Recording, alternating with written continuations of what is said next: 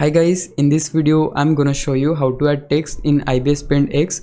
So it's so simple. You just need to click on text and just select the area where you want to add the text. I want to add right here, so I can just click on this area, and if I click on this box I'll able to see this section, and here I can just type the text I want.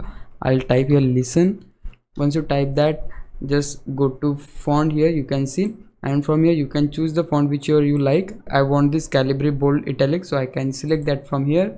Once you choose your font, just click on size, and from here you can increase or decrease the size of your text. Then if we move to style, you can able to see this section, and from here you can change the color of your text. So if I click on it and choose green, I can do that. If you like whichever color, you can just select that from here. And now if I click on stroke color, I can, let's say, choose this one and increase the stroke according to my need, like this. Then here you have border color.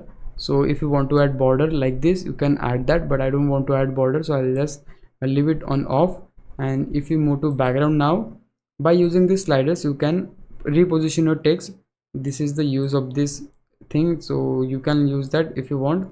And if you move to spacing now, by using this spacing option you can just increase or decrease the space between alphabets.